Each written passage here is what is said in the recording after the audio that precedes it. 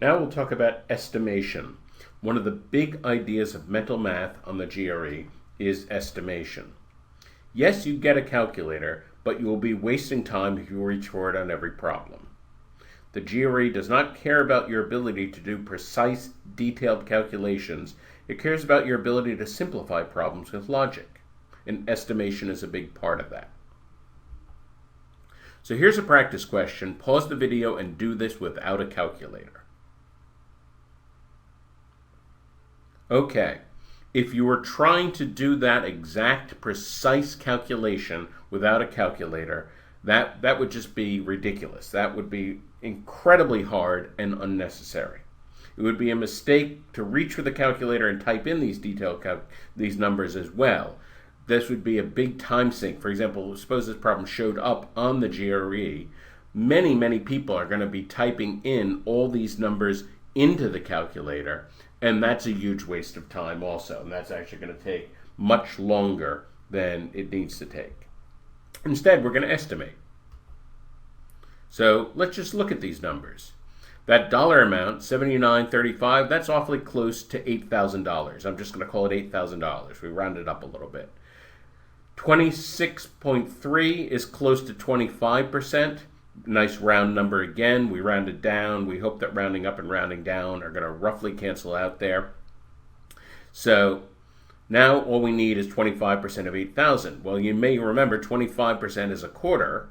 A quarter of 8,000 is 2,000. The answer will have to be something very close to 2,000. So we go back to here. Which answer is very close to 2,000? Well, of course, answer choice B. Notice that it was easy to estimate in this problem because the answer choices were spaced well apart.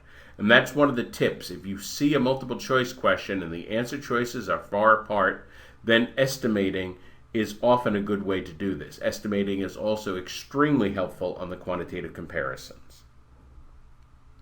If a GRE quant problem seems to call for a lengthy and complicated calculation, think again. The GRE is not interested in your ability to perform long, detailed, intricate calculations. So if a problem appears to demand one, there must be another shorter way to solve. Estimation is often one of these simplifying ways to solve, especially if the answers are spaced far apart. Here's another practice problem. Pause the video and then we'll talk about this. Okay. So this is a problem just screaming for estimation. Again, even if you saw this on the real GRE, it would be an absolute mistake to touch your calculator for this. This is screaming for estimation, and estimation will be much quicker. So I'm going to start with that amount of gallons at 10 o'clock. I'm just going to round that down slightly. Round that down to 200,000. Nice, neat number. Increases by 30%. Well, we will deal with percents. We'll actually have a few videos on percents coming up. That's coming up shortly in one of the next modules. Right now, I'll just say 10% of 200,000 is just a tenth of it. Knock off a zero, it would be 20,000. 20,000 would be 10%. We'll multiply that by 3. 30% would be 60,000. So if I add 30%, I'm up to 260,000 at 5 a.m. Now, in the morning water usage, 5% of that new amount is consumed. Well, 10% of 260,000, again, knock off a zero, it would be 26,000.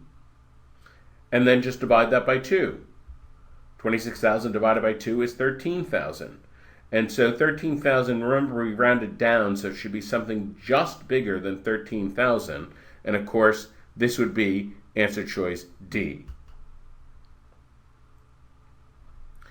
The GRE is not interested in our ability to do a long, complicated, detailed calculation. In fact, if you find yourself doing a long, complicated, detailed calculation, chances are very good you fell into one of their traps and you're doing it the long, hard way.